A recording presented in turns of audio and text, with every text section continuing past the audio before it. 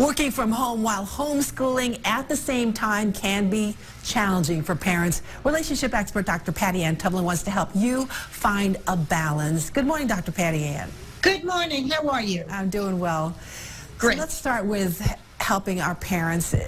It's a very tough time. They're taking on new jobs, really. They're teachers, parents, principal, all wrapped up in one. So where should they start? Okay, so this is really difficult times for everybody, and I think nobody has appreciated teachers more than they do today. So even if you've worked from home before, it's very different working from home when your children are in school. Now you're working from home, your kids are home, your partner's home. It's a really different situation. So the very first thing that is probably the most important is start your day every day by being intentional.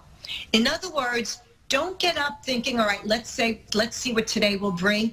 Create an intention for what you specifically would like to get accomplished within your workday, and then find out what your children think they have to get done and create an intention for them. This way you start your day with an intention to be productive, and that will really make what might feel unmanageable somewhat manageable. That's my very first suggestion. And we all know that kids and adults need a routine and structure, so what should people be doing? So I've created this little expression where I say, get up, get dressed, and get going.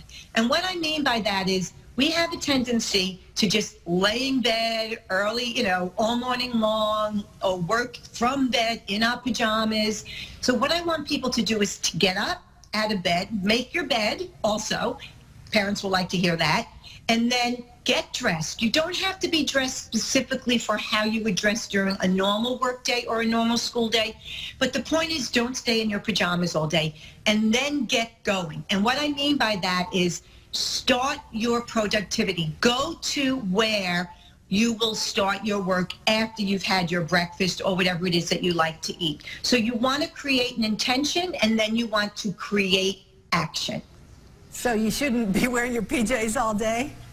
Absolutely not, because think about it. It creates a mindset of being a little lazy, right? We put our pajamas on when we're ready to chill out, shut down, and just relax. But we have a work day ahead of us. We have a school day ahead of us. So get up, get dressed, get going, and then have that routine based upon the intention you set. So for example, have perhaps 90 minutes of work for the parents and then a 15-minute break.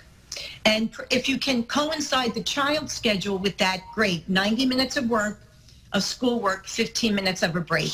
And make sure you use those 15 minutes to reconnect with the people in your home, checking on everybody. Is everything going okay? Is there anything you need?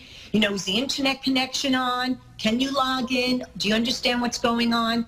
And then that creates a rhythm to the day. Now, if you have a really important work call, you might want to say to your child, so from 10 to 11, I have to be on this call. Is there something that you can do during that time that will help you where you don't need my help, but you won't be making noise and you won't be interrupting me?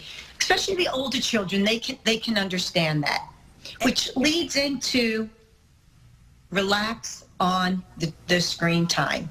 I'm not a big fan for kids being glued to the screen, any screen all day long, but desperate times call for desperate measures. So the younger children particularly, if there's something important you have to get done or something an older child has to get done that's school related, let the younger children watch more videos, play more video games, not longer than they normally would, because we're trying to make this work, and flexibility and adaptability is key.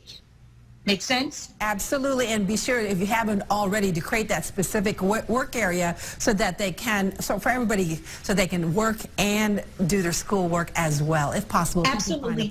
Have a designated space.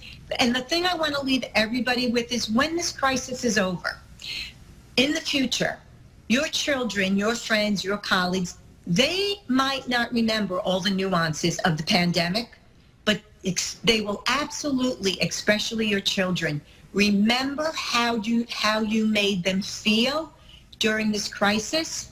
So be aware of that and be mindful of that with everything that you do. Dr. Patty Ann Tubman, thanks so much.